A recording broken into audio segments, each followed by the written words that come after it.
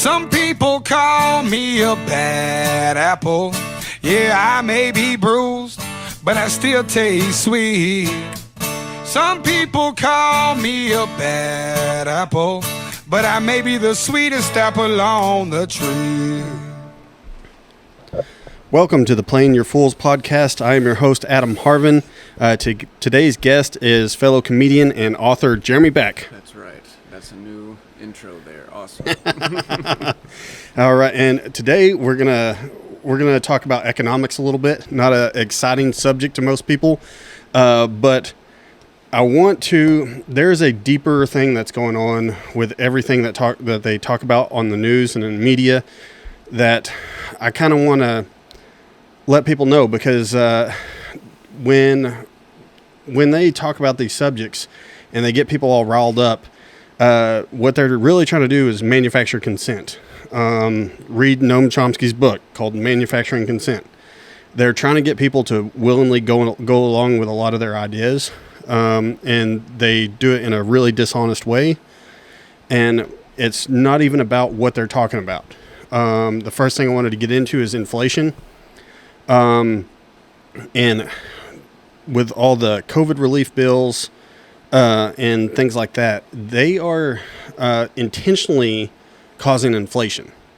And the whole point of this inflation is to save the government from itself, basically. And there's a few things causing this. So this, all the bailouts, the $1,400 checks, the $600 check, all that stuff is about raising tax revenue. So I've got this pulled up here. This is U.S. National Debt Clock.org. Yes, this looks terrifying. Yes, it'll give you, if not look good. And everybody, most of it's in red. Everybody should go look at this. So we're at $28.5 trillion in U.S. national debt right now. If you look at per citizen, so every man, woman, and child in the United States owes basically $85,500. Not me. Yeah. So, well, U.S. debt per taxpayer is $226,000. So, and when you look at that, people are like, oh, they're just imaginary numbers. But the U.S. government only takes in around $4 trillion in tax revenue every year. So, I mean, can you imagine being that upside down? So, like, we have $4 trillion to work with to pay off the $28 trillion that we owe, and the interest rate on that $28 trillion is around $400 billion a year. So, almost equaling the budget for. I actually have that pulled up right here. So if you look, so that where it is right here, interest payments, $375 billion in interest on our national debt. So it takes up. I thought that was an 8. Yeah, it takes up 9% of our taxes. Mm-hmm. So it's, I mean, almost. What exactly the fuck is other? Yeah, that's. Like, it just says other, and it's like 15%. Yeah, you'll see Social Security. We'll get into this. It's $1 trillion of Social Security, and we're going to get into that here in a second. But let's go. Just to be clear, I don't know anything about economics, so for me, this is Econ 101. Yeah, and we're going to do another podcast. I'm not feeling good about it. Yeah, we're going to do another podcast to kind of get into like how you start learning about this stuff and kind of how I got into it. But back on inflation. So basically we owe $28 trillion, basically almost. It's going to be $30 trillion here by the end of the year for sure. Mm-hmm. So our tax revenue are, instead of increasing taxes on people, if they cause inflation intentionally, they're going to increase the tax revenue. So if you buy something at the store that's $100 and right now, and get your, the federal government gets the taxes on that. So if the price of that goes up to $200 in that year, they just doubled their tax money without raising the taxes on the population. So that's basically the goal here, is we're going to cause inflation. And they're like, oh, everybody's going to get paid more because everything's going to cost more, which nobody's pay is going to go up. I don't know if anybody's getting a raise because shit costs more. The Usually, whole time. yeah. Usually, what you see is everybody's raising the prices. I mean, almost all the restaurants and fast food and everything's raising their prices. I doubt employees have got much of a raise. But that's the other thing is the $15 minimum wage is part of this. We've got plenty of history and examples of increasing the minimum wage actually hurting people at the bottom. It's and we'll probably do a podcast just on the minimum wage, so we won't talk about it too much, but it's going to cause inflation, which is what they want. And it's about self-preservation for the government. Right now they can that $400 billion in taxes is the tax revenue is actually set to start going down right now. So, and we'll get into that for just a second. But one more thing on inflation is one reason, like people always talk about foreign aid. Why do we do foreign aid? And I just figured this out recently from an economist. And the reason we do all this foreign aid to other countries, but we can't go help a city like Chicago or, bad parts of LA or anything like that. Like we don't invest in our own country. We go invest money somewhere else.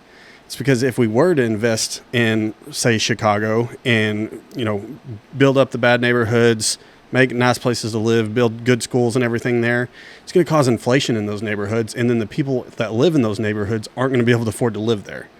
But if they do that in another country, and they're paying all these American countries to rebuild neighborhoods, build schools and stuff that in another country, it doesn't cause any inflation in the United States, and these American corporations are making money off of it over there.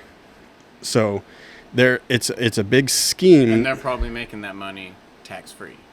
Well, they're getting taxes. So, I mean, they'll bring it in, and that's kind of a scam on its own on taxes. We'll get into that a little bit. But if they bring it back into the United States, then that money gets taxed. Okay. But if they spend that money in another country, it doesn't have to get taxed. Right. So that's why Google and everybody shows record profits in Ireland and other, Caribbean countries that have real low corporate tax rates. And they only they only pay taxes on the money that they want to reinvest in the United States. So they make it look like they're just moving money around to make it look like their profits in other countries are huge and it's actually like maybe, Google as big of a company as it is, they'll have like one office or just a PO box in Ireland and be like, yeah, that's the office that makes billions of dollars, and tax that one. And that's Ireland had a big boom when it started. I think their corporate tax rate was down to like 10%, and ours is up in the upper 20s. So like they were having a big boom with just people it was just money coming in, getting taxed for they were just making taxes off of it because people were hiding money there. Mm-hmm. And they didn't have to do anything. They were just like hide money for people. Yeah. and getting huge profits for it. Yeah. Smart Ireland. Well, yeah, and the Caribbean islands do that stuff too. I mean, there's so many banks down there that do it. Swiss banks, is that what they're all about? I mean, Swiss banks will do it. I mean, I think they have a higher tax rate right now is the problem. So that used to be a thing, but I think their corporate tax rate is probably lower than ours. But there's so many that went in and undercut it that it's probably not as big a thing as to have Swiss banks anymore. Mm-hmm. But let's see. Yeah, so let's see. So the next thing that we're going to have to face with this intentional inflation, they're trying to increase the tax revenue so they can pay the debt on that $30 trillion. And they're doing it by not raising our taxes, just cause inflation so they get that more revenue. And one of the reasons that they're panicking and doing this is because one of them is automation. Now, automation, people don't realize. I posted some videos the other day, and people don't realize when they say automation, they they think self-checkout. That's the only thing that they can see right now is like, oh, there's a cashier, and you see people like, oh, I had to bag my own groceries and scan my own groceries, and you're like, dude, that is not even close. Yeah. To, Automation builds cars. Yeah. So Those are the good jobs. Yeah. So yeah, automation. You know, we got robotics building cars and stuff now, and then we've got one thing that I posted is that in China and Japan they're developing these stores where you scan your phone or it scans your face before you walk in. The door opens, you pick stuff off the shelf, and as you take it off the shelf, it charges it to your phone, and then you just walk out. Like there was no interaction or anything with any person at all. And we've seen the robots now at Walmart. They don't do inventory anymore. That's they have a robot that goes down the aisle with a laser and scans all the barcodes and does an inventory right there. And what's crazy about that to me is that that was never a Walmart employee's job. There were whole businesses whose job was to go to places and do inventory for them. Right. So yeah. that's like a whole business, which, whatever. It should have always been a Walmart employee, in my opinion. Just someone's job to do inventory. Yeah. But now it belongs to that. It belongs to just this thing that they stick a name on. This is Jerry. Yeah, I mean it's probably an app. I mean, and it's doing the job way better at a lower cost. And who made this? Do you know? The robot? Mm-hmm. I'm not for sure who made that one. I did buy some stock in the company that makes the self checkout machine. So I forget the name of it though.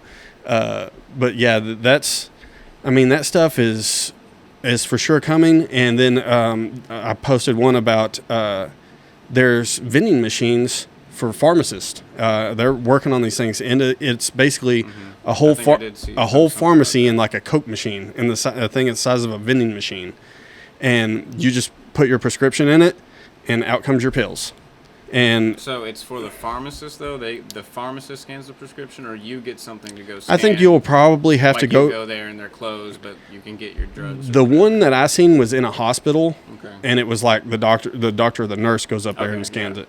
Yeah. But it would if you put it inside a pharmacy, like if a pharmacist or somebody that owns a pharmacy, I mean, you could probably get rid of the 2 or 3 employees that are helping the pharmacist. You probably still have to have a pharmacist to oversee it, but you're probably going to cut about 3 or 4 people out of work for at a pharmacy by just having that machine there.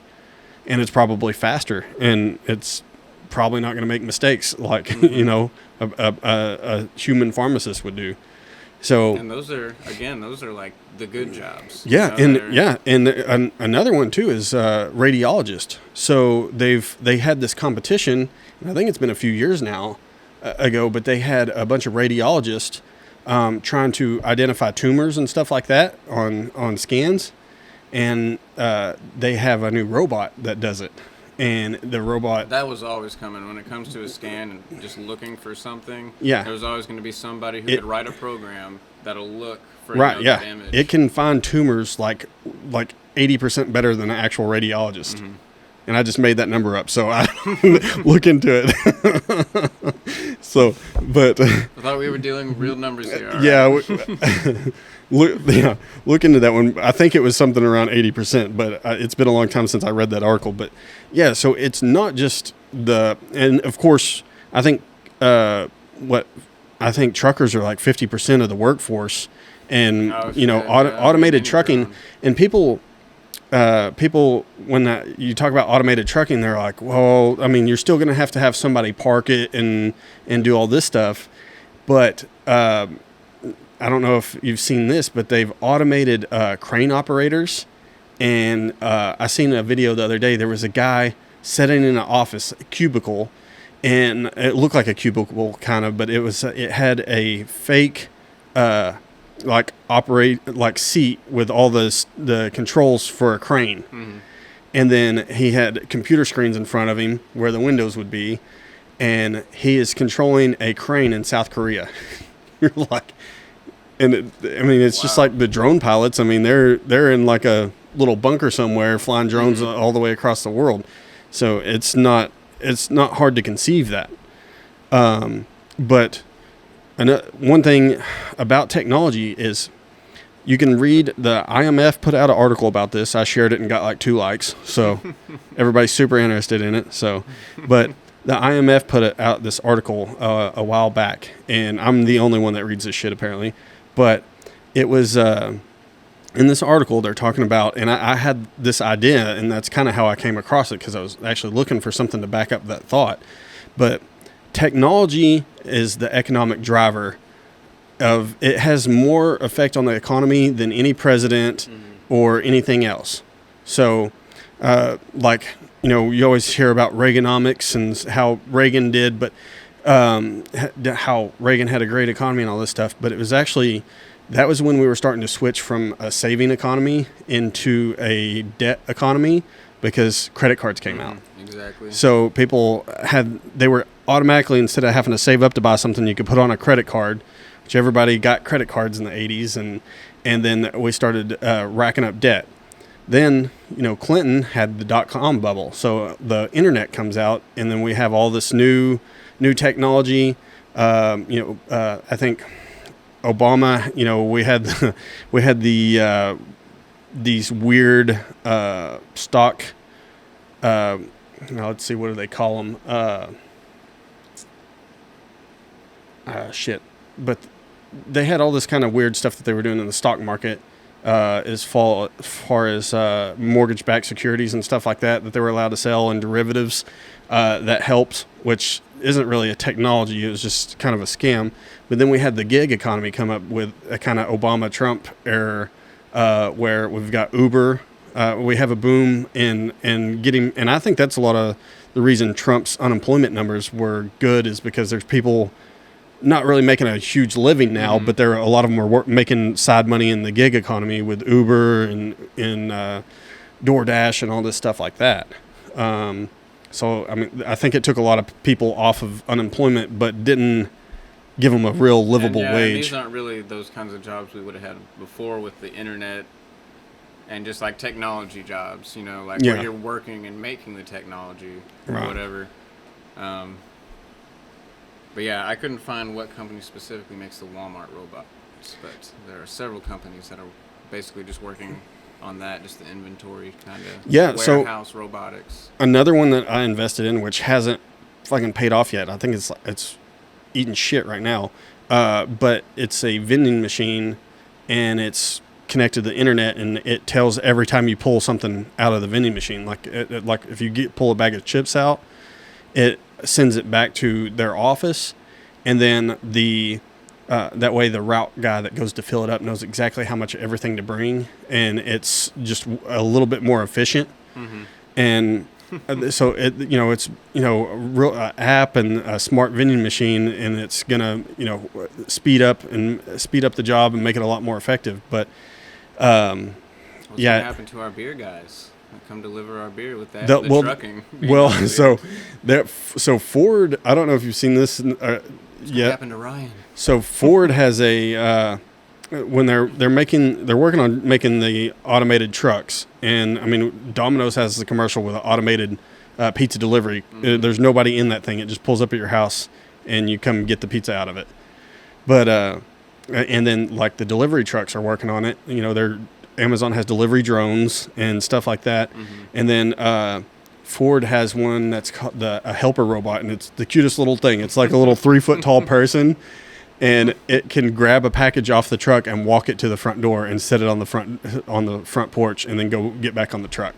So the driver, if there even is a driver in this truck, wouldn't have to get out. It just pulls up, the little robot grabs the box and walks it to the front door. We're moving into iRobot the movie territory. Yeah. It's they're all going to be programmable, so like you'll have some company where it like does like cute little shit. Yeah, and there's companies that they're investing millions of dollars in this stuff because they know it's coming. And that's one thing about automation, is like they're like the automated cars. We're not going to own cars anymore. Everybody's like freaking out about electric cars. Is the government's plan, what they're not telling you to your face. But if you look at what they're like, GM is investing in a lot of self-driving cars that don't even have a driver in them, just completely automated. So it's all they're wanting us to go all ride share. So when we switch to all these electric cars, we're not everybody's going to own a car anymore. You're just going to have like an Uber app, and they're going to pull up, get you, and it's going to take you to work. So, and there might be, parking lots, or everybody's going to be in using, there might be 30 people in one car throughout the day and just using that same car. I don't know about everyone else, but sometimes I like to fuck in the car, you know what I mean? So there won't be anybody there to watch. Well, I'm just saying, I don't know if that's part of the fun. We're not the only ones who feel like that, so like, I don't know, what a world. Yeah, so rent a car for an hour just for that. Yeah, and one thing that they, so just like they don't want you to own a car anymore, they don't want you to own houses anymore. So this was in the news here recently. There's a company called BlackRock, and it's one of the biggest investment firms in the world. And we'll get into this and the conspiracy things, but all these BlackRock and these defense companies and stuff always seem to have a name that comes from has something to do with Saturn. And that's like they a lot of them do have like weird names that they like play with, and it has like mythology tied into the names. Purposeful. Oh yeah. It's strange, like the way the Vatican freaking names their telescopes. They've got some like named Lucifer and shit like that, and you're like, what the fuck is that all about? But one thing that I'm worried about, so this company, what they're doing now is they're going and buying whole neighborhoods. Like if there's a housing addition, they'll go buy that whole damn neighborhood. And if somebody tries to buy a house in that neighborhood, they'll freaking come in and overbid for that house. They'll buy it at twice its value just so nobody else buys it. And what they're doing with that is they're wanting to control that whole market, and so they were going to buy all the houses in that neighborhood, so you will only be able to rent houses in that neighborhood from then on. And they're starting to sell this product in the stock market now called rent-backed securities. And I don't know if that rings a bell to anybody from the 2008 crisis. We had mortgage-backed securities that was fucking everything over.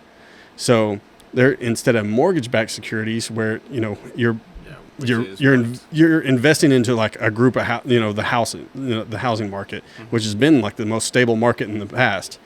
Instead of that, you're investing on whether people pay their rent or not. So like a landlord. Yeah, just like a landlord. But it's taking it to it's like publicly traded landlord. So like you're a publicly traded landlord now, basically. So if you invest in that company and everybody's paying their rent on time, you're making money. Mm-hmm. So it's for sure, because we have companies around here. I won't necessarily name them Quantum. That they it's a company name that you're paying rent to or whatever. Right.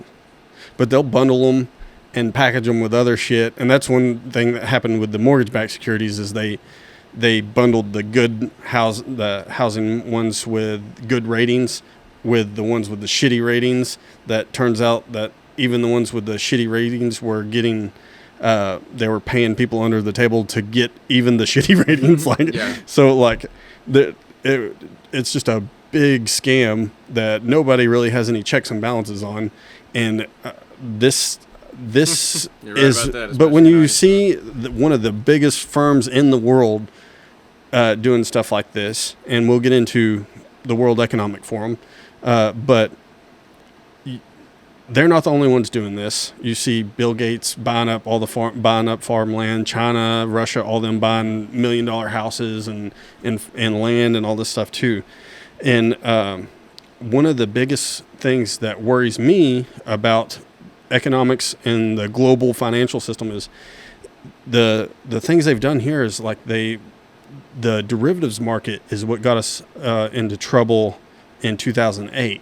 So if you watch The Big Short, it explains a little bit how they have side bets on whether your stock prices are gonna go up or down, and it's there, and they ended up shorten themselves in a couple of situations. But what that does is it's like if you gamble on a basketball game and then I gamble on whether you win or lose, and then somebody else gambles on whether I win or lose off of what you're making, and then it kind of works as a multiplier. And they're called derivatives.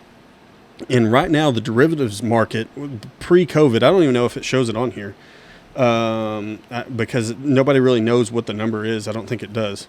Oh, yeah, it is currency and credit derivatives now. Yeah, see, look. Where do you see this? Right here. Okay. You know, millions, that looks like billions. a really lot So, of money. yeah. What is that? So that's almost $600 trillion in derivatives. So there's that much money around. So basically in the whole world. Oh, in the whole world. Okay. In the whole world, well, hang on, yeah, money creation, U.S. Treasury, U.S. money split. I'm just saying, like, we owe a fraction of that, so why don't we pay that shit off? Well, no. So this doesn't have anything to do with the government. This is just basically all the money in all the banks in all the world. Okay. Okay. Yeah. So all the world, though, not yeah. America. But there's not actually $600 trillion worth of shit. Okay. So what actual economists think is the actual world debt, if you would value everything reasonably, it would be like probably $20-30 trillion, like maybe around what the U.S. actually owns. But it's this imaginary multiplier, which it's from fractional reserve banking and this derivatives part. Which we should have got in. We skipped over fractional reserve banking. We'll probably do that on the other part. But the short of it is fractional reserve banking is our banking system. So, and it started from when we actually started getting federal banknotes and everything. The bank can loan out more money than it actually has. And as long as it keeps a fraction of that in reserves to cover people coming and pulling their money out, it's but not all of it. Yeah, but not all of it. But historically it was 10%. And if you was the reserve. Yeah, so they'd loan out, and they were loaning out up to 90%. Right. So if you put $1,000 in the bank, they can turn around and loan $900 of it. You know, it'd be a great number. But it multiplies. Well, yeah. There are some credit unions I think that work like that. Yeah. But so if you put $1,000 in the bank, they can loan out $900, and then on that $900 they can loan out 90% of that, and then 90% of that. The terms and conditions and when then you're signing contracts at the bank. Yeah, but it really doesn't have anything to do with that because your money is just the collateral for the loan that they get from the Federal Reserve, so it's imaginary money. So always anyway. Yeah. So right. Yeah. So the bank, when you go buy a car, they don't pull money out of the safe and pay somebody else. They get a loan from the Federal Reserve, and Federal Reserve prints it out of thin air and gives it to the bank. And so the Federal Reserve's getting interest off of it. The bank is making interest off of it, and you're the only one that actually had to work for anything to get that money. But here's the kicker: if you don't pay that car, they repo the car. Then they actually have an asset out of printed money, out of money that came from thin air. So it's kind of like if everybody loses their job, the bank owns all the houses. They're going to turn around and sell it to these companies like BlackRock, and then they're going to turn around and rent you the houses and make money off the derivatives, the rent back securities that they're selling. Okay. So it's and a lot of people we'll have to get into this a little bit more, but when you banks use what's called double data entry. So when they create like a car loan or something, like if it's $10,000, so they can loan out $90,000. It looks like they have $10,000 to the Federal Reserve. Mm-hmm. So your local bank, it looks like the bank above them, it looks like they have $10,000 because you owe them $10,000. So, but when you make a car payment on that, you're actually destroying money for the bank. So it's actually lowering the amount of money that they have to operate with when you make a payment. So that, like, you have to do it.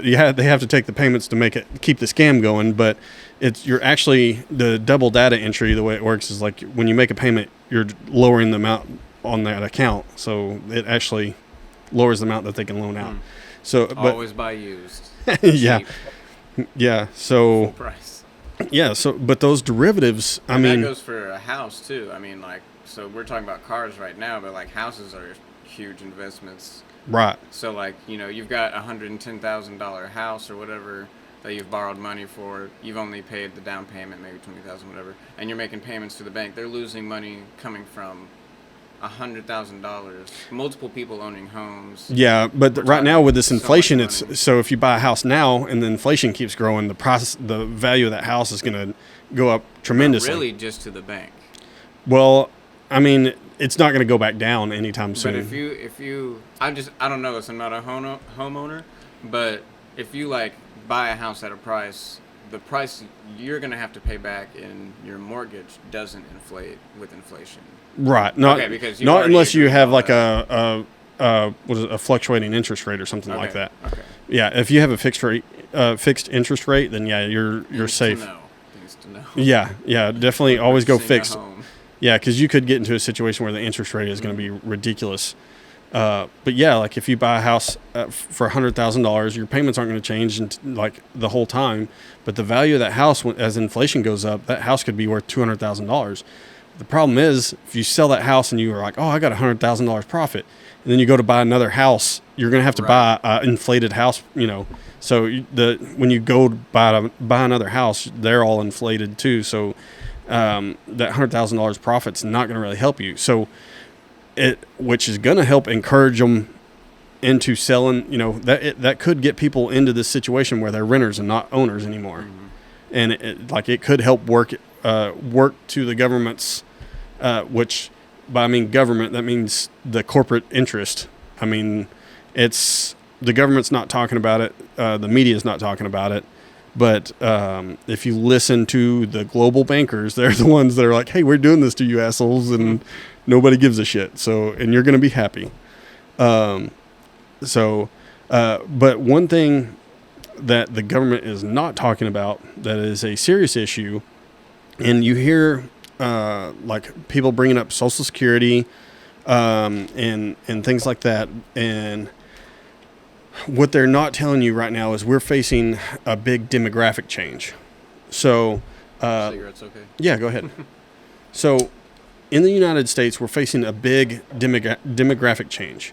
And what I mean by that is, so the silent generation right now is going to be the age group where they're in retirement and dying, basically, So I didn't know there was anything between the greatest and baby boomers. That's how silent they were. Yeah. So it's called so I guess it's born between 28 and 46. Two wars. Yeah, between 28 and 46 is the silent generation, and there's 26 million of them. Mm-hmm. Okay, so I don't think this one shows it, but I believe they're like 9% of the total economy in the United States. And like I said, this is the retirement age and people that are dying right now, and of old age and stuff like that. Yeah, but but the thing is, when you go into retirement, you typically spend about a quarter of the money that you were spending when you actually had a job. So they're actually spending less. Now what we're transitioning to is now the baby boomers are starting to hit retirement age. And as the baby boomers, you see there's almost 70 million baby boomers compared to the 23 million of the silent generation. So the baby boomers are starting to spend less money as they're retiring.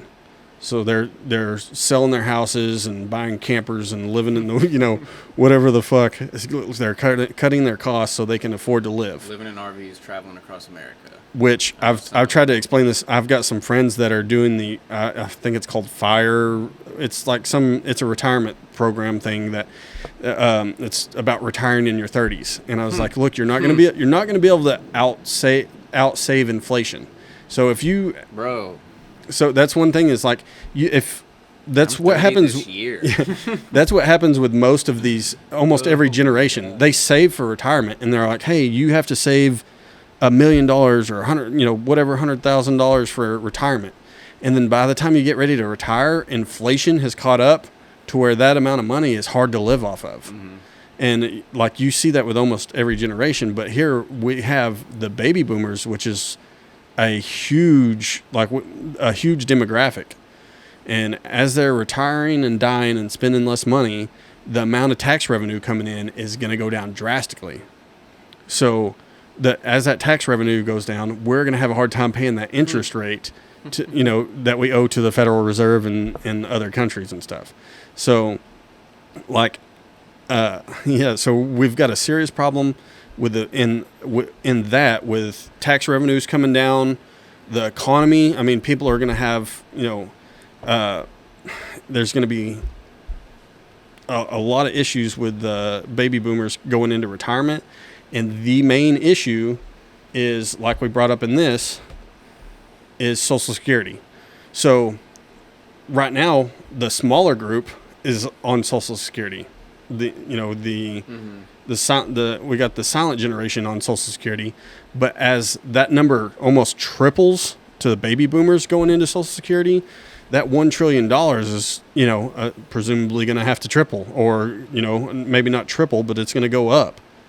So this is what they're talking about, where that mandatory spending on Social Security is going to get out of control, and there is going to be a serious problem when the baby boomers start filing for Social Security, which they are of age, I believe, now. So we're kind of creeping into it. To where Social Security, it used to actually have a net positive for Social Security, but now it's starting to get to where it's costing us way more than we can afford. Mm-hmm. And there's a thing like this too in Japan. They call it the 80-50 problem. There's a lot of unemployed 50-year-olds that live with their 80-year-old parents. And apparently in Japan, like, if you don't get a job right out of college, you just kind of don't ever get a job.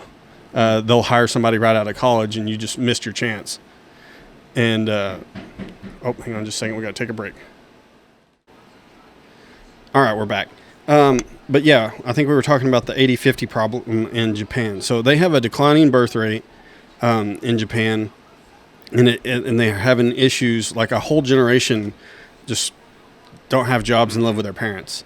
And we're kind of seeing that now, where there's a lot of people, millennials and I guess Gen Xers or whatever, that they're kind of coming out of college with a degree that's useless and living with their parents still in their 30s. So we're kind of seeing a similar situation as to what Japan has there. And let's see. And one thing that I think what we're seeing with this, one way that the government is fighting this demographic change and not telling people, the Democrats are pushing this real hard, is they want illegal immigration to bump the numbers up in the United States. So as these baby boomers are dying, we're going to replace these consumers, the greatest consumer class that there ever was so far, with immigrants. So that's to keep the tax revenue up and keep their voters up, for one.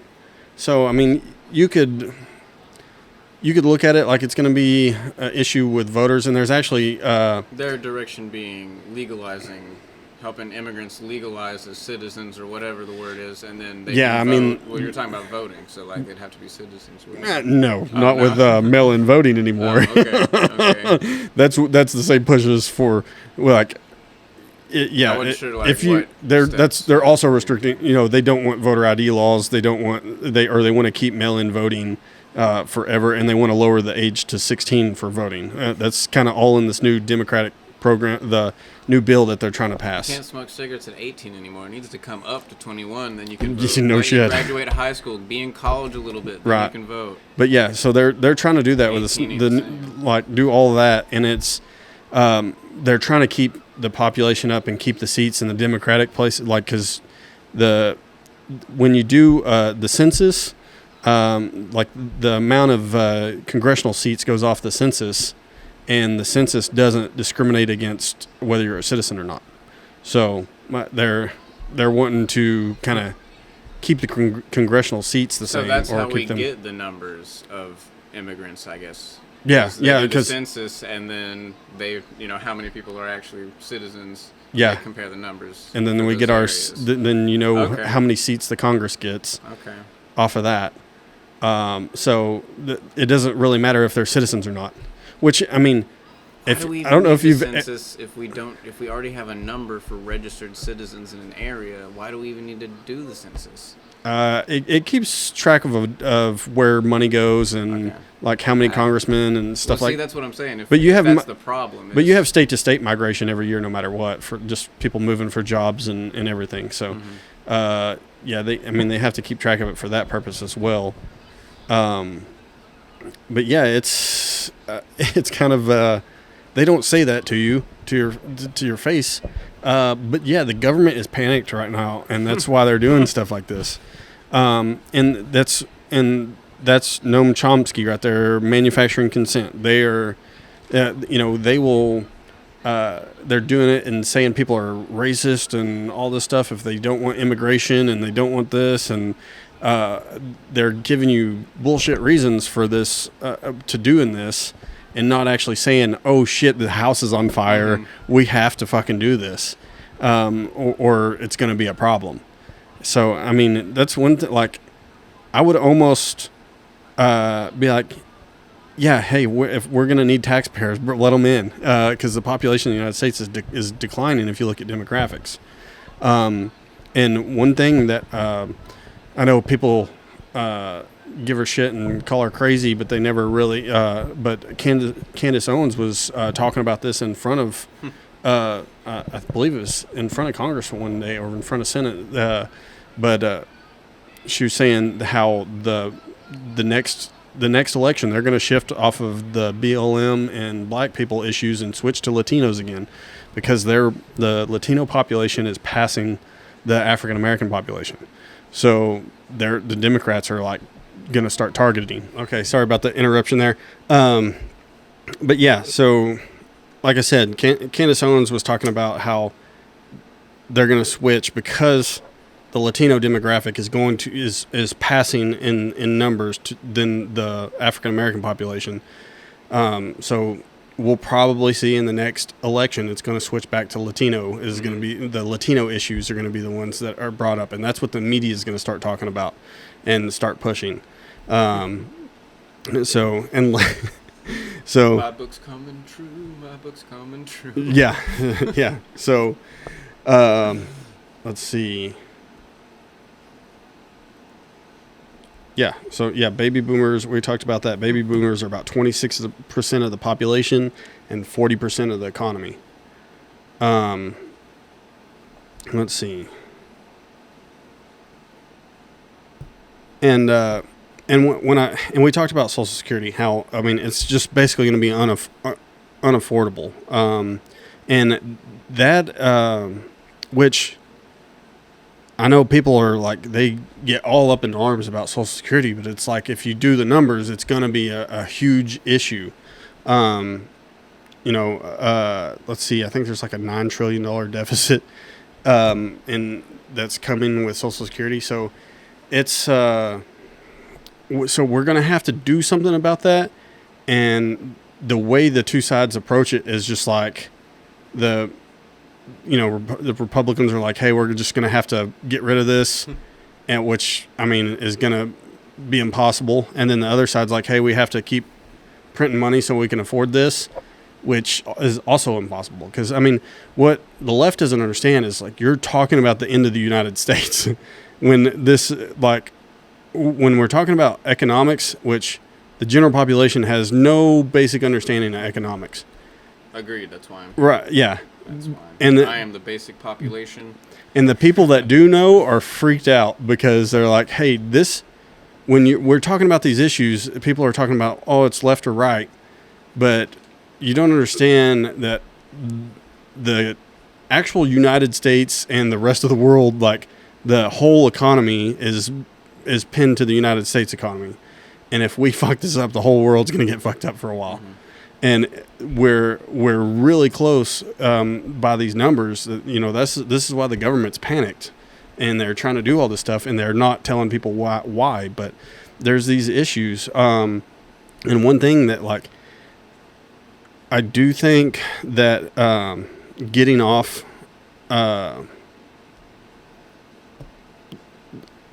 Social Security, and we're probably getting pushed towards some sort of UBI.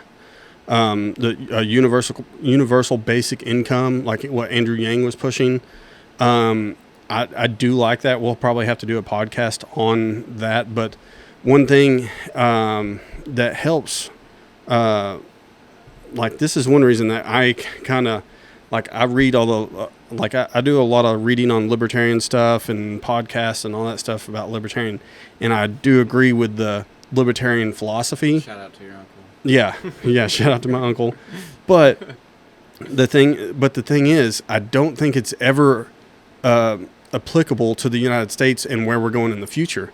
I mean, I think if we stopped technology or maybe went backwards a little bit with technology, yeah, we could probably have a libertarian society or anarchy society, but it's that can't happen with the way technology is driving us.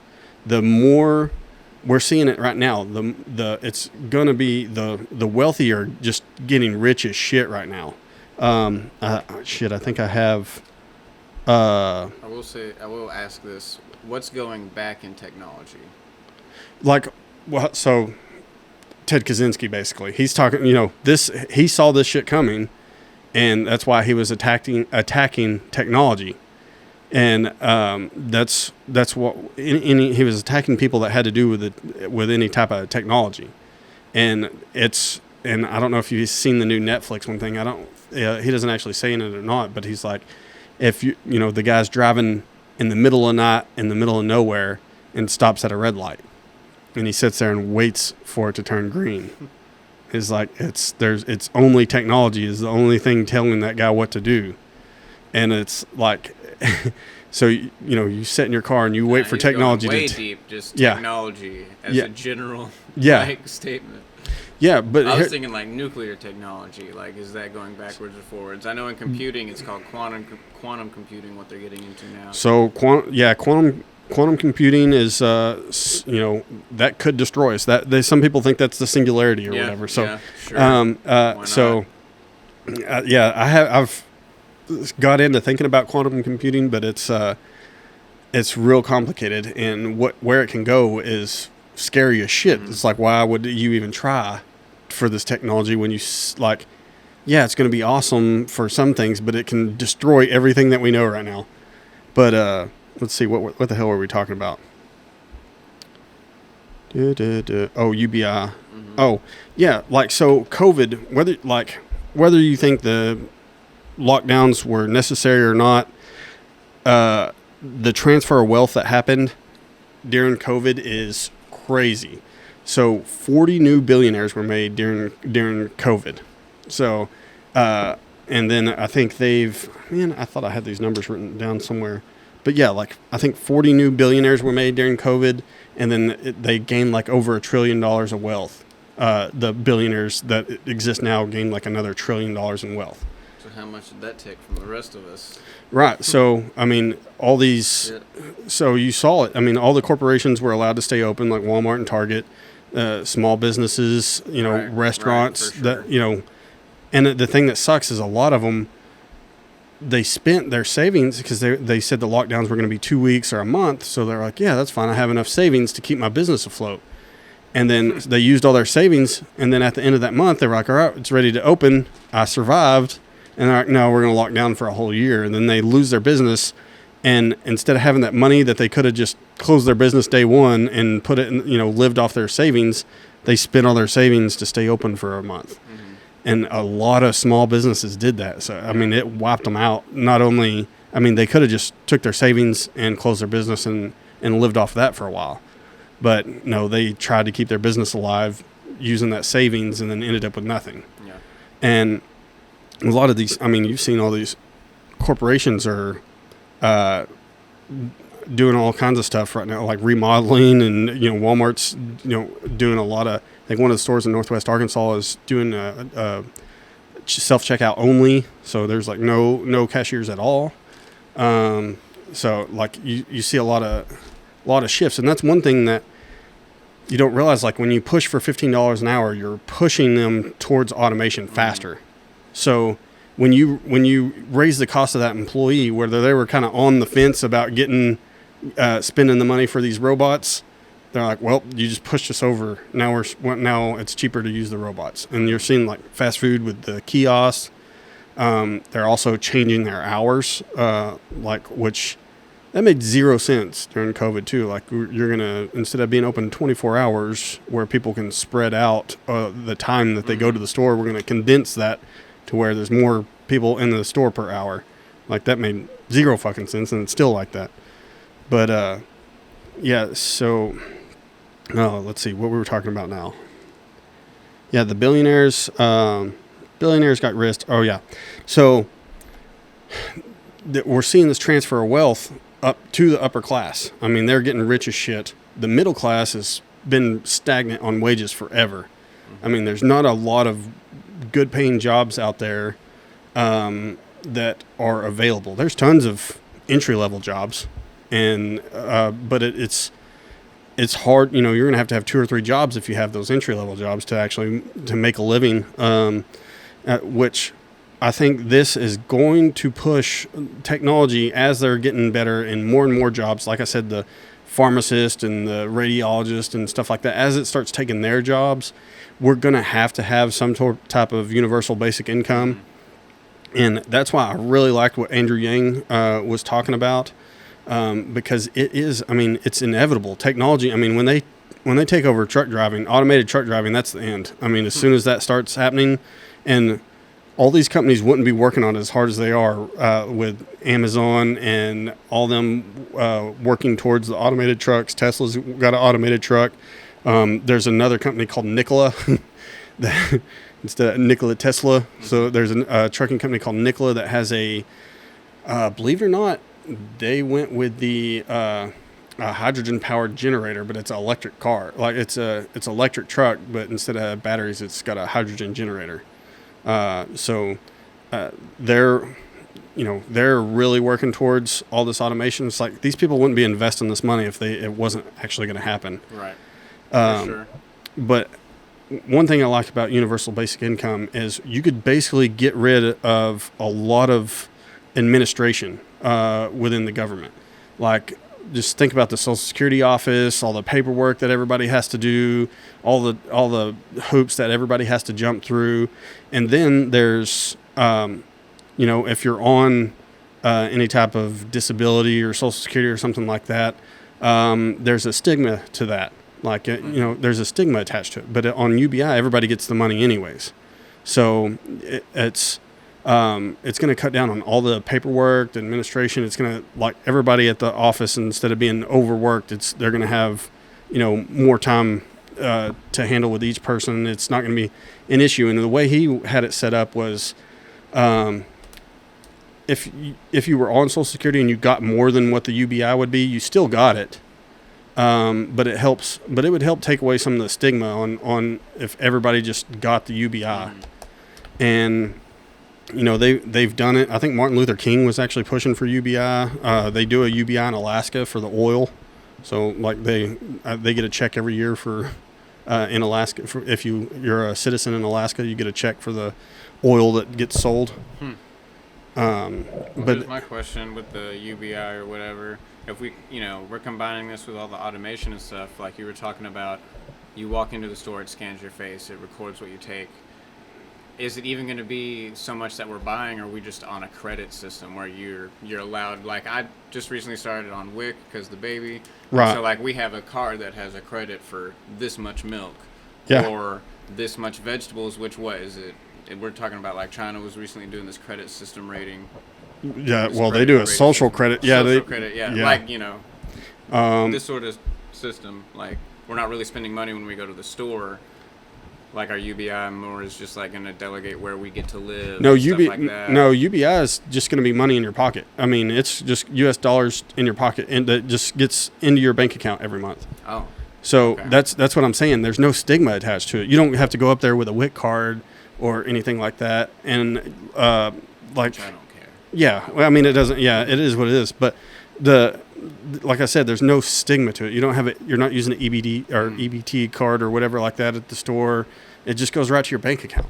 So, and you're not penalized. Like right now, if you make just a little bit too much money, you might not qualify for WIC anymore. You might not qualify for you get penalized for making a little bit too much. A little bit. I mean, that you're seeing it right now with the unemployment benefits, where people are getting your regular unemployment plus $300 or $600 or whatever the government did, and it's making people not want to go back to work because they're making like $16 an hour to stay home right now, and they can go get a job, and even if that job paid $18 an hour, it's only $2 an hour difference.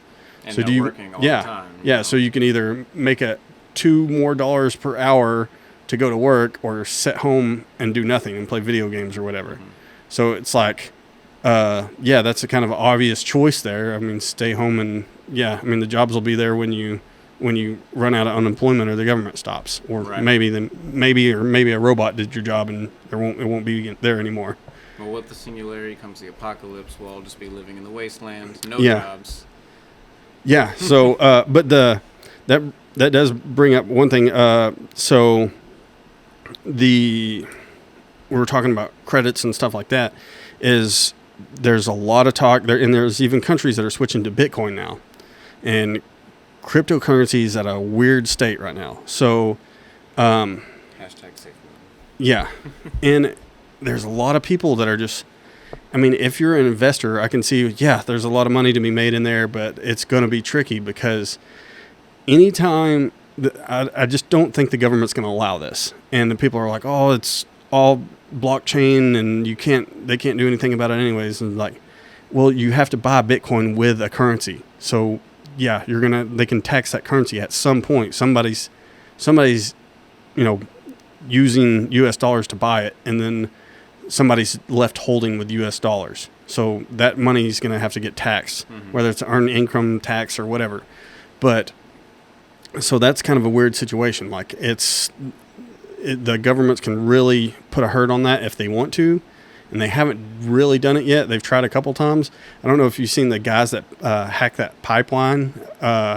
The Bitcoin guys freaked out a little bit because the government seized like a bunch of the money from the people that hacked it, and they were like, "Holy shit! I didn't think they could do that." A lot of crypto guys, but apparently they just like if you get a hold of their wallet or whatever, their crypto wallet, then you can seize their money pretty easy. But I think that's how they ended up doing it. I don't think the government actually hacked into their account or anything, but it had a lot of people panic. They're like, "Oh yeah," but.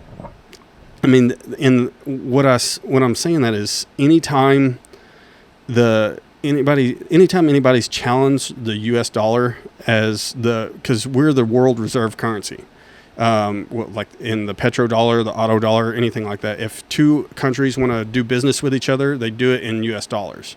So that's how we're allowed to have so much debt, because they buy our bonds and stuff like that, because they have to trade with other countries in U.S. dollars. And we've seen it in Muammar Gaddafi when he was talking about using a gold dinar to trade oil, and that dude got offed. And then so and it happens almost any time anybody starts talking about a different currency than the United States, or trading oil or anything like that in any different currency. We're like, we will go to war over that shit. So that they will go to war at some point with Bitcoin. I think right now there's enough corporations and shit like that making money off of it to where they're going to allow it.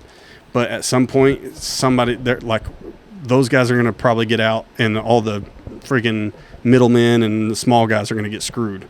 And one thing is, like, it's kind of like in the United States, before we had federal money.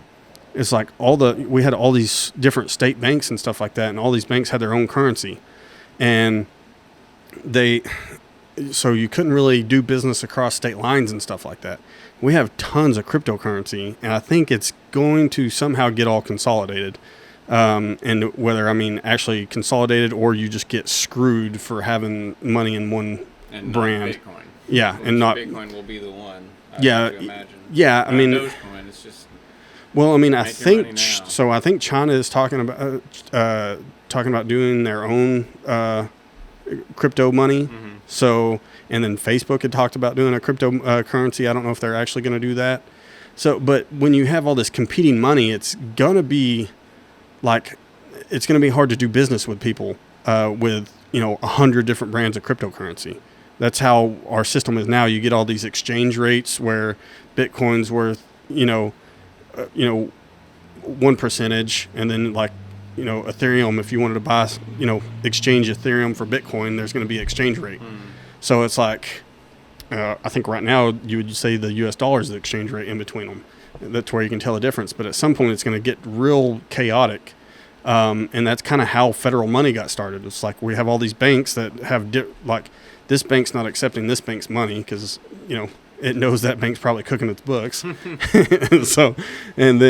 But there are some good things about cryptocurrency. It helps protect against inflation, and there's a lot of good stuff in there.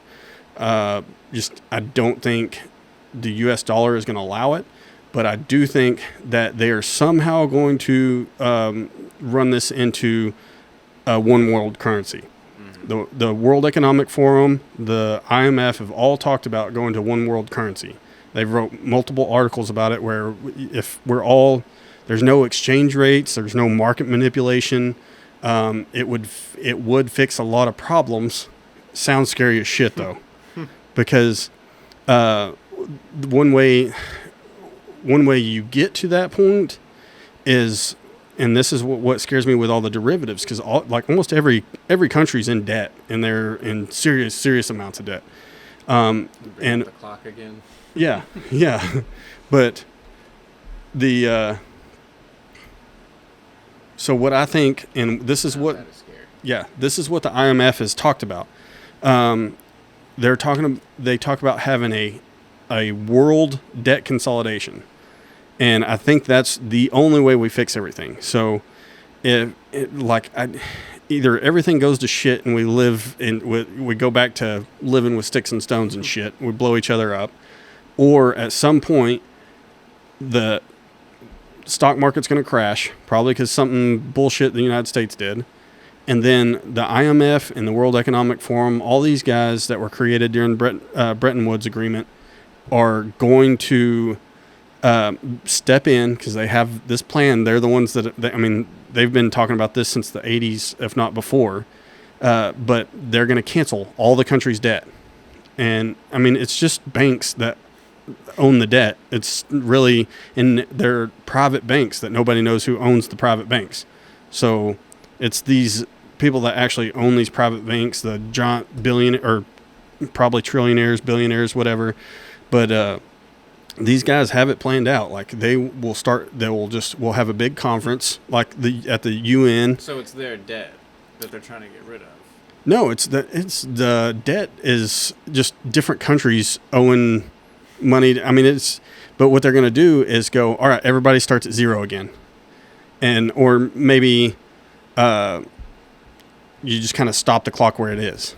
But I would think that they go, all right, reset, everybody's debt is set at zero, every country. And then we're all going to use one currency now. So there's no exchange rates, there's no market manipulation or anything like that.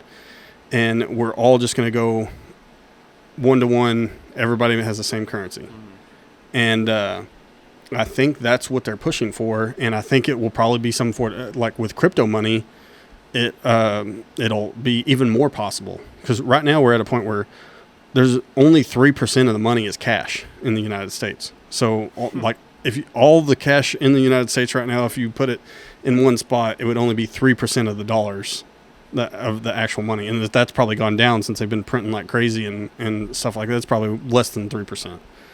So it's even more of a possibility with Bitcoin. And I think you will see some sort of consolidation with crypto.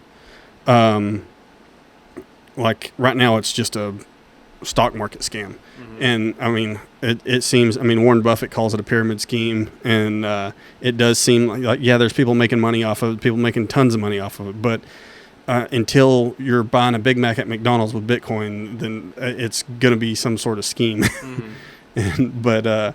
And it's going to be weird to see who's left holding the bag on that stuff. And it's probably not going to be the corporate billionaires. It's probably going to be the people, like normal. But when I talk about the IMF, the World Bank, the WTO, all that, the general population that just like, oh, I've heard those before, but never really this is the globalist that everybody's talking about. And when you hear conspiracy theorists say globalist, and like that name, the conspiracy theorist gets attached to it, but that's just because people don't know history. I mean, all these were created at the end of World War II at the Bretton Woods Agreement. And it created the UN, basically Israel comes out of all this stuff. And I think during COVID, the World Bank reset 25 countries' debt. So they canceled their debt, and it's what they do is they'll go into a small country, like a small African or South American country. They do it in like the Philippines and stuff, and they'll go, look, we'll give you a loan and build you like a power plant or a water treatment facility and do all this, and they'll have a private. There's a book called Confessions of an Economic Hitman, and this dude he didn't work for the IMF, but he was like a private contractor under them. So they send this guy to that country to give them numbers on building a power plant, and it gives them the numbers, and like within 15 years you're going to have all your debt paid off, and like you'll have this nice power plant and make all this money. You'll have electricity for your people now, and the numbers that he gives them is just bogus.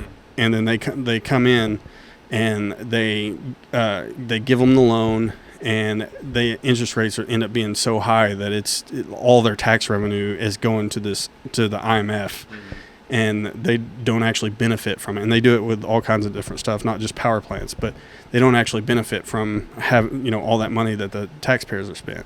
And it keeps like the poverty levels in those countries. I think the Philippines is going through it now. But yeah, so much of their tax revenue goes to paying interest rates instead of doing any good. And it hurts the poor people there, and the rich people just are making deals with everybody. And they do it even with agriculture. Like there's one story in that book where there's this, I think it was in South America. I don't remember if it was South America, Africa, but there was this community that were farmers, and they lived off the land and grew everything that they needed to live.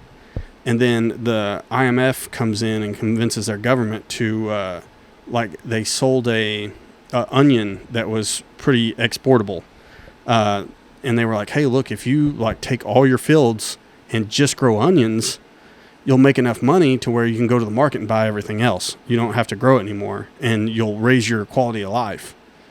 And then they talked them into doing it, so they don't grow anything other than these onions anymore.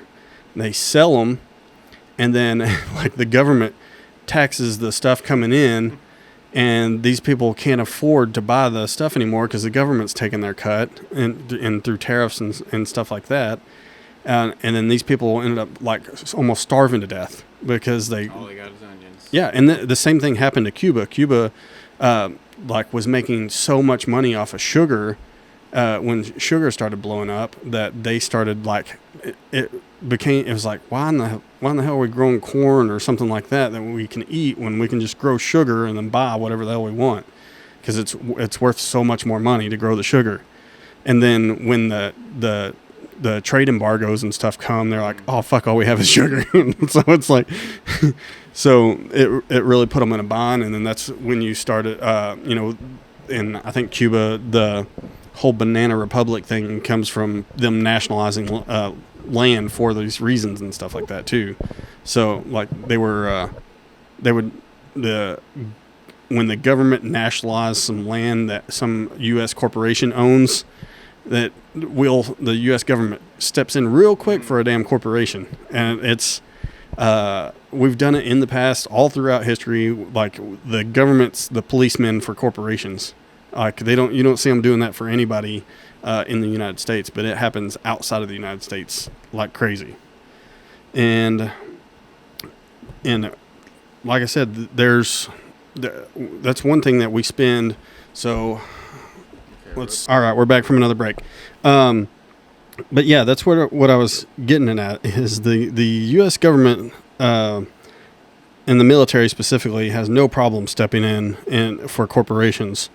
And one thing that people talk about is if we just spent, half the money that we put into the U.S. Military, that we could pay for, universal health care and all that stuff. The defense budget is $678 billion in 2019.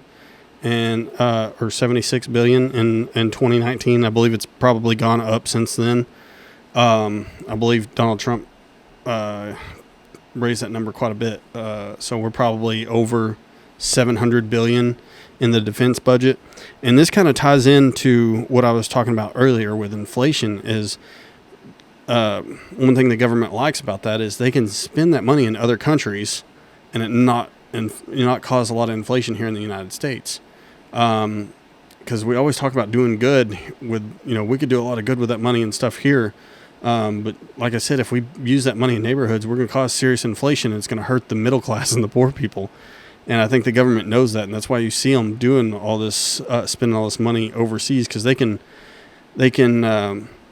really help these corporations that also pay for their campaign finances. Mm-hmm. And it keeps that circle going, because they'll their buddy will get Halliburton will get a contract to rebuild buildings in Iraq that Lockheed, built the planes and bombs and shit to blow up. So so everybody's getting paid with that money, and they're turning around and financing campaigns with it. So it's just like a cyclical thing where it's just a circle. It's like the politician votes the way the corporation wants them to, and the corporation gets paid when we go to war somewhere. And but one thing, so the U.S. government, the military is in 160 different countries right now, if not more. And that's our taxpayer money going to like a military base in a different country. And we're seeing it right now in Fort Smith. We just got a contract to train pilots from other countries. And we're like, oh man, this is going to be awesome. Boom. They're going to come spend all this money in Fort Smith. And it's, everybody's excited about it. Those countries are the same way. You get a U.S. military base in there, and then we have all these soldiers running around spending money in these countries. A lot of them wouldn't, a lot of these communities wouldn't exist if it wasn't for an Air Force base or a U.S. military base being at that location. Because you have all these troops spending the money. They live there. They're renting houses. They're renting cars. They're spending money in the shops and stuff like that. And it's all taxpayer money that's doing that. So if you think about 160 countries, who knows how many troops in each one, in those different countries, and we're spending money all in their communities and helping their economies. But here's the thing: is how do you roll back the military-industrial complex without crashing all these, because Lockheed Martin and all these defense contractors and stuff, they have employees, and if you start rolling back the military-industrial complex, they're going to have to fire employees. And these people aren't going to want lower profits, and a lot of them are publicly traded, so you're going to crash a stock market. You're gonna see a lot of stock prices and stuff drop if you start rolling back all these military exercises and stuff in other countries. And it's grown so big, it's almost like the banking complex. It's gotten so big that it's impossible to roll it back now. How in the hell are we going to do that? You see it just grows every year almost, where we're just spending more and more money on it, and it's almost impossible. I mean, we spend more money than the next 4 or 5 countries combined, I think, on military spending, and it's just a big honeypot they're just dipping into taxpayer money.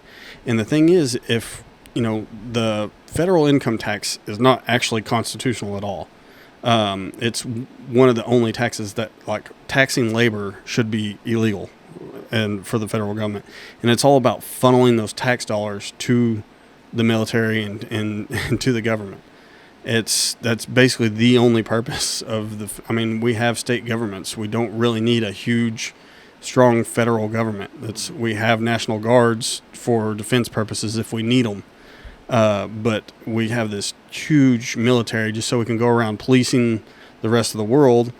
And us being so good at it has made it where countries like Japan and Europe and stuff like that don't actually need a strong military because they're part of the UN, and the U.S. will go kick people's ass on their behalf.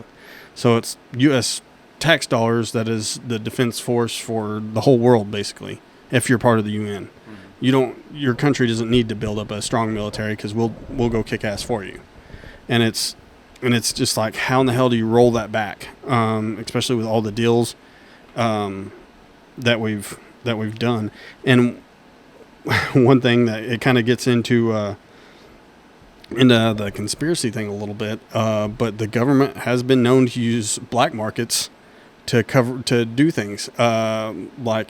We've seen the CIA. We're in Arkansas here. We've seen the whole Mena, Arkansas thing where the CIA, like, they can't publicly run guns in Nicaragua or whatever, so they have the CIA, sell some drugs, get some money to send them some guns. Because, like, my dad is a local businessman, and he was involved in that in the sense that he did business with that company, like having no idea. Well, that one dude had a gun company in Russellville. I think he's one of the pilots that was involved in the Mena, Arkansas thing.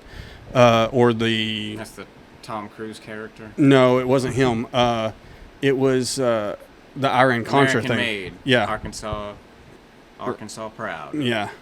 It was the Iran-Contra thing. It was one which is tied to all that. But I think one of the guys that crashed the plane was in the plane crash had a factory in Russellville that was made, I believe it was AR parts for the AR-15 rifle. And which, I don't know where I was going with that, but it was, you have all these black markets. Yeah, they use these black markets. The whole Freeway Rick Ross story about him selling drugs to CIA agents and shit like that. And then you've seen all these stories now about, like, even the January 6th thing, and then the plot to kidnap the governor or whatever in Michigan or whatever. Like, there's, like, FBI agents involved in all those. Like, they were there helping plot it. And then they do they do all kinds of stuff like that. But they use these black markets, and they use these corporations the same way too. Like they right now, because we have the Freedom of Information Act now, and people are always talking about UFO shit. They wouldn't do it as a government program anymore. And Bob Lazar talked about that too. He's like, it's a private company that has this technology that's doing it. Yeah. And they can hide behind proprietary materials and processes that the government can't. So it's not even a matter of being top secret then. It's just like, it's proprietary. You can't, the government would have to get a warrant to search this company, and nobody even knows about it. So it's easy to funnel money to it. Well, while we're on the military-industrial complex thing, it's gift time. So I brought this book. It's Ronan Farrow, War on Peace, and cool. then a bunch of other stuff. Oh, cool. I feel like this is definitely more, like, my novel is a conspiracy sci-fi thriller, but I tried to make it seem real. So, like, I found some stuff in here. It's basically some points that I picked up on myself, just that, like, people senators and all that used to not be people who went to war. Right. So then now that's who we have. We have all of our policymakers are people who have been to war or whatever. And this is just like kind of, all I read was the first half. Yeah. Like it's more up your alley. I feel like you'll be able to read it a lot better than I would. Yeah. But there was a conspiracy kind of in there. Like the event definitely happened. It was in 88. I'm not sure what country it was in. I had it marked in there, but there was a random like senator gets invited on a plane with some world leader in the Middle East, and then the plane blows up or whatever, and it became like a big thing. And the conspiracy side of it is the delivery of the bomb being in a mango crate. That is something that I did take, and I'm like, I had a character who's like, I once delivered a bomb in a mango crate, trying to make it real with stuff like that. So I thought you might enjoy that book. So. Oh yeah, well, I'll definitely have you back as soon as I finish reading your book. I'm like halfway through it now. But let's see, we were talking, so they hide behind these corporations, and we have I mean, we'll get into this later on the conspiracy episode, but there's like $21 trillion missing, and it's all black budget. I mean, these are corrections that go to this number right here. So that's how we found out about them. Is the number jumped up like $21 trillion all of a sudden. Well, I think it did it like six trillion at once before 9/11, the day before 9/11, and then they've had to make these corrections to the balance sheet at the Federal Reserve, and that's when this number jumps up like 6 trillion in one day. You're like, oh, what the fuck happened? And it's usually when they're trying to balance their sheets at the government, and they're like, oh yeah, we've been skimming money for years to pay for this program that nobody knows about. But all these problems with the military industrial complex, a lot of them, I mean, basically after you could almost say every war has been after the Revolutionary War has had some sort of conspiracy behind it, as far as how it started and everything. But at the Bretton Woods Agreement after World War II is kind of how the UN got started. So the UN started then, the IMF, what would be now the World Trade Organization, but it was started off as the General Agreement on Tariffs and Trade. I think it's got like 40 countries in the UN. Well, and it's now the UN's included, but I think the original one had about 40 countries in it. But this is basically Western civilization. Is all like comes from the Bretton Woods Agreement. This is what people are talking about when they say globalist. And now we talked about the world debt reset and everything, but in COVID, the World Economic Forum came out really fucking quick. Like I think like 3 or 4 months into COVID, with a book. And you're like, holy shit, they made that book really fast. And it's because they already had it all planned out. It's this Klaus Schmidt dude and all these globalist billionaire banker people. And these are the richest people in the world. And they come out with this book talking about the Great Reset. And since then, we've heard our politicians use the phrase, the Great Reset. We've had Justin Trudeau. There's all kinds of, the Canadian president or whatever, prime minister, but all of them have been using this terminology out of this book, and a lot of it's called use the term the Great Reset or Stakeholder Theory. You might hear that less, but they're wanting to change the way that we do banking to where and it's kind of like where you invest in companies that are doing good instead of investing in companies that are making profits. They want to get away from this profit at all costs. Which I can almost agree with. I do kind of like Bernie Sanders' idea of putting taxes on each trade, because there's a lot of the stock market now is just moving money around. And like General Electric, which sold to a Chinese company, like 50% of their profits, like they make everything. General Electric makes everything, but 50% of their profits was just from moving money around in the stock market, and that's why they sold the other half of the company. But and they sold it to a Chinese company.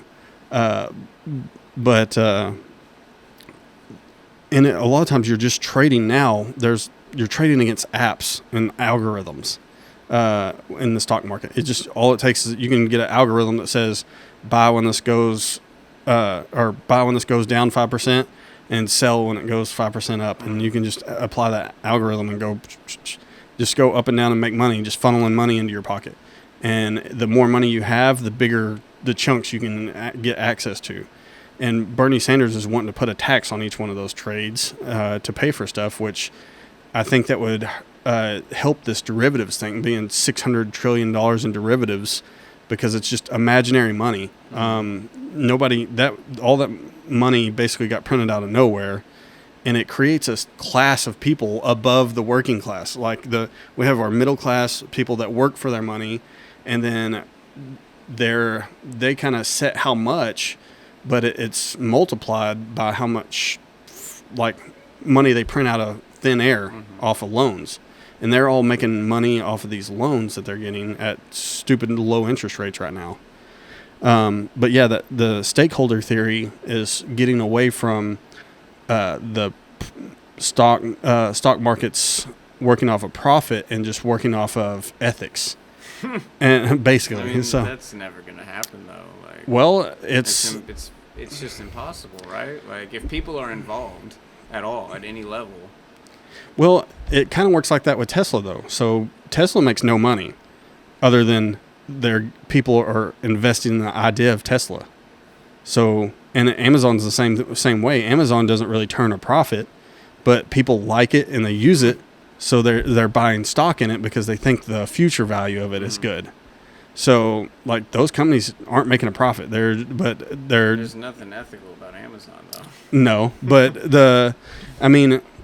You said earlier, investing in companies that are doing well. Let's take ethics away from that. They're tying. So the World Economic Forum ties global warming into this. So, like, the Amazon might not have a good rating because they might not want to invest into Amazon because they might be bad on global warming or something like that. So they're wanting that to play into this as well.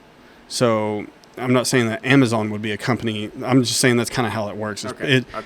Like people, instead of like, say there's a company like deionizing salt water, like ocean water for say there's a company that wants to start doing that, and it costs a lot to do that. But if people buy stock in that company, then it's possible for that to happen. And they're kind of wanting stuff like that. That's what they're working on. Is situations like that. Is like, yeah, solar companies aren't really making a lot of money right now. They're not super efficient. But if people start investing in those companies, we can speed it up, and they don't actually have to. I mean, the stock market don't actually have to make a profit. You just, as long as people believe that it's worth doing, It sounds weird, but it is a real socialist idea, and they're wanting to, instead of stockholders, they call them stakeholders. So, like, if you invest in this company, you're actually have stake in this company, and I think they want to the employees and everything to actually have stake in those companies as well. And that's one thing. Like, companies have been doing that. Yeah, and the whole climate change, they're pushing climate change real big, which is weird to me because I think pollution is a bigger problem than climate change. Personally, I mean, we're freaking destroying the ocean. And the amount of garbage that they're tied together. Yeah. They're hand in hand, because I think there's a lot of they're finding now, like, a lot of the methane gas, like, I think the majority of it is coming from our dumps. Like, everybody's worried about cow farts, but it's actually coming from our dumps. Mm-hmm. And the cow farts, apparently, if you feed them seaweed or some shit, they stop farting. And it's like, it's a simple solution to that one. But the dumps and shit like that are a serious problem. But the globalists are starting to push for all this climate change stuff, and then you'll hear the term the Fourth Industrial Revolution, and part of that Fourth Industrial Revolution, I think, is AI taking over, and then, like I said, people not owning cars or houses anymore. They're all that you rent or share everything that you own, and then. I think, I don't know, the whole climate change thing that they're pushing is a little bit weird. I don't know. I think they're going to start pushing for a carbon tax on fuel and stuff like that, on oil and fuel, to help this transition to electric cars and solar and wind and all that stuff. So, and that you hear it's a global tax. Like, and that's another thing. It was like, how are you going to tax with different currencies? Mm-hmm. So it's like, that's another thing that might lend itself to having a one world currency is, carbon tax for the whole world. And, that's kind of a weird thing. One thing, let's see. I've got that. I kind of skipped over price controls a little bit. And a lot of people didn't talk about, need to talk about price controls, but I want to talk about rich people real quick too. Let them have it, Adam. Yeah. Well, actually, this is actually going to defend rich people a little bit. But a lot of people talk about eating the rich, and they think that we can tax ourselves out of these problems. We'll tax other people out. Yeah, we'll tax the rich people. But the problem is people don't realize rich people have a way more mobility than us. Like, if they can hop on a plane and go eat dinner in Paris, you know, they have so much more mobility, and they're so much more welcome in other countries and stuff like that. So if you have a millionaire that lives in the United States, pays taxes in the United States, has a business here, that another country will sure as hell undercut the United States and get them to move there in a heartbeat.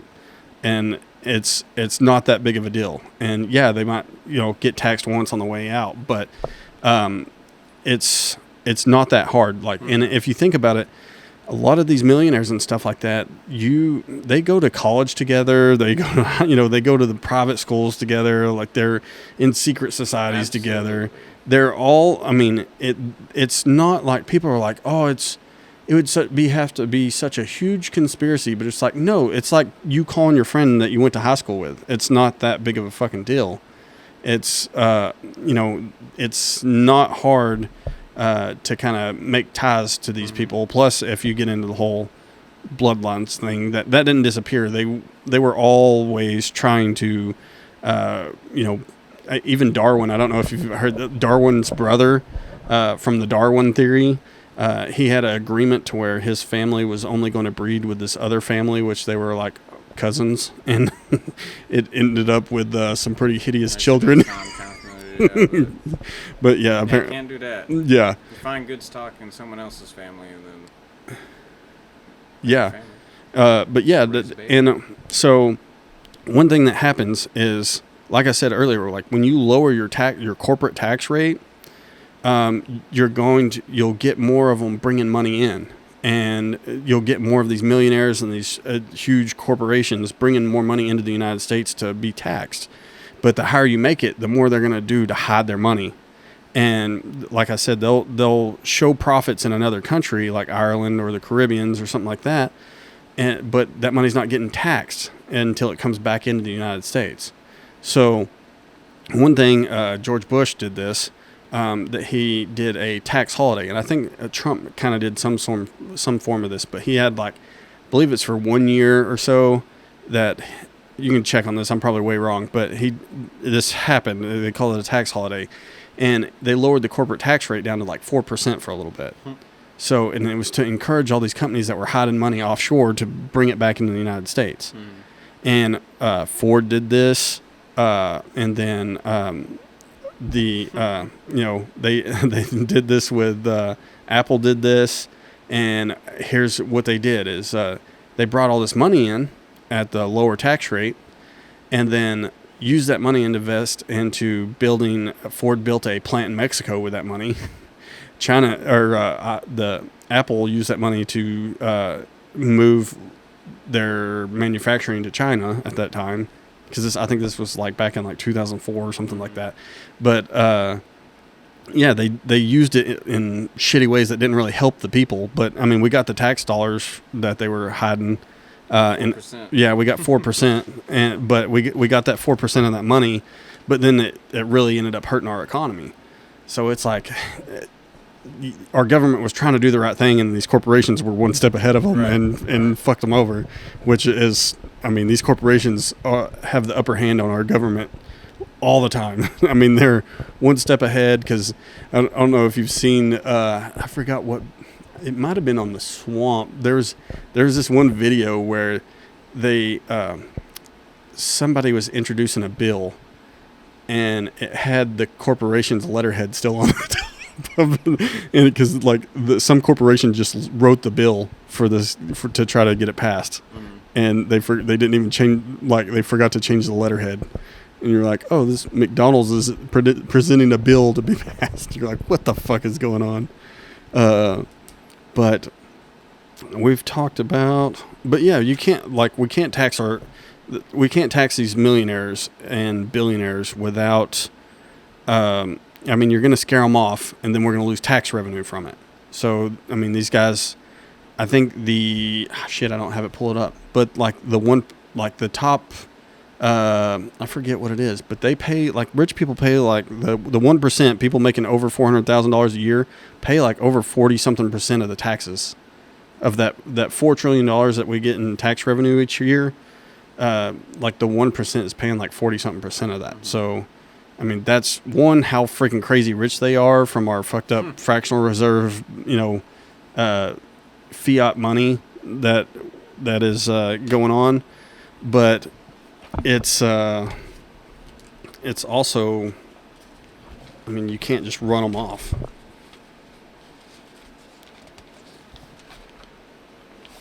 So that's when people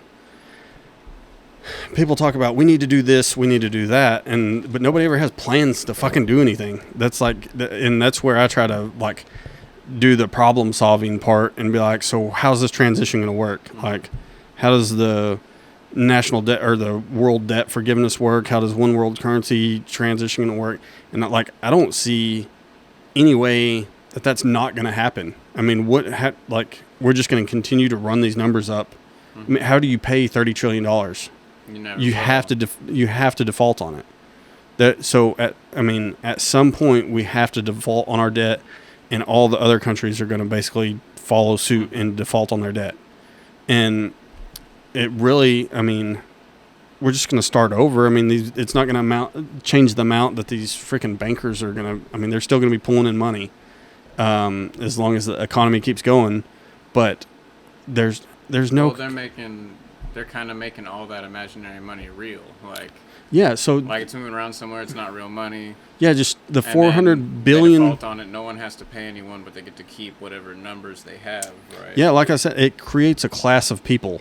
So, like, they don't make their money off of labor. They make money off of our labor, plus they're just pocketing the interest of the money that gets printed. And it's a friggin'... And that's one thing, like... Henry Ford has a quote in 1922. It is well enough that people of the nation do not understand our banking and monetary system, for if they did, I believe there would be a revolution before tomorrow morning. Like Henry Ford said that in 1922. If we knew how the monetary system worked, there would be a revolution by tomorrow morning. And that's one thing that just people don't understand, how we're on the fiat system. And so in 1913, so they tried it in, I think, 1910. But in 1913 is when the Federal Reserve gets created. And it happened on an island outside of Georgia called Jekyll Island. And there's a book called The Creature from Jekyll Island. And it's about this. And it's about, Standard, who's the owner of Standard Oil? I can't think of his name. The first billionaire or whatever. So it's, God damn it, I can't think of his name. But there's a guy representing the Rothschilds. Okay, I was going to say Rothschild. So, well, the Rothschilds are from England. But, yeah, Rockefeller. I'm sorry. Oh, right. John D. Rockefeller. I couldn't think of it. I always forget his name for some reason. So Rockefeller's there, and it's a super secret meeting. And this island is like a country club for the super wealthy off the coast of Georgia. It's like a wild, rich place. But Rockefeller's there. I think J.P. Morgan's is there, and then you got a lot of the somebody from the Bank of England and the Rothschilds. And I'll have to, when we get into the conspiracy part, I'll explain the Rothschilds to everybody, because people. They always freak out when you say George Soros and Rothschild, but it's all in the history books. People just fucking read them. But they have this meeting, and they actually come up with the idea for the Federal Reserve, which I think is based a lot off the Bank of England. And they basically come up with the banking system and the idea for the federal income tax. So this is where we start getting the federal income tax, where our money gets funneled to the federal government. For like every hour that you work gets funneled into the federal government at that point. And then they are going to take control of the banking system with the central bank. The Federal Reserve is privately owned. It's owned by 12 banks, and it has, it's tied to the government, but it's owned by 12 banks. It's not they make interest off of our debt basically. So it's pointless. And then from there we have Bretton Woods, Nixon going off the gold standard, and then Reagan creating the petrodollar are some big points that if you want to get into economics, I would suggest looking into those things. But yeah, the U.S. government is basically not the United States that people think it is anymore. It's been corporate from probably the Mexican-American War. If you look at how that started and what we did to Mexico, it was kind of bullshit. We tried to buy, California, Texas, and New Mexico and all that, Arizona and all that, and they said no. So we kind of were like, well, in that case, we need to draw the border here, and we're trying to say it's the Rio Grande. Mm-hmm. Mexico's trying to say it's the river just north of that. Mm-hmm. So we send troops down there, and of course we're on the other side of the river that they think that is the border, and some gunshots go off. Nobody knows who fired the first shot, and kicks. Yeah, and nobody knows who fires the first shot, but it kicks off the war. And there's a weird thing with technology that, like, the United States has been lucky with technology in almost every war. It's weird. So in the Mexican-American War, we had horse-drawn cannons that were way more mobile than what the Mexicans had, and it gave us an upper hand on the war. And then the Spanish-American War just so happened that we're the up-and-coming country, and the Spanish have been fighting with the French and shit over the Philippines and all kinds of other stuff, and have their busted old-style ships, and we've got these new ships. I think we might have been making. We had new iron ships, and I think around that time we were making the switch from coal ships to diesel. So it was like we had these badass new ships because we're just building up our Navy, and they have these busted ass old ships, and we're just fucking tearing them up over there in the Philippines. So it's so we had the upper hand there, and of course, World War II, we get a nuke. So it's like we've just so happened to have the upper hand in technology in a lot of these wars that made the difference, which is strange. But I think we've got super off track, and I think we've talked about pretty much everything. Did you have any questions or anything? No, this was all news to me, so I know I rambled on. Probably nobody's going to watch this, but yeah, if y'all have any more questions or anything like that, just hit me up on Facebook, and I'll try to go over. I'm sure there's some stuff that I didn't talk about. Some of the stuff I did talk about probably didn't make sense. I bet I get trash for Bitcoin shit talking. And by a bot, yeah, probably. And I think that's pretty much all that I have. I think we covered everything. So if Jeremy has nothing to say, I think we'll call it there. You've been watching the Playing Your Fools podcast. We'll see you next time.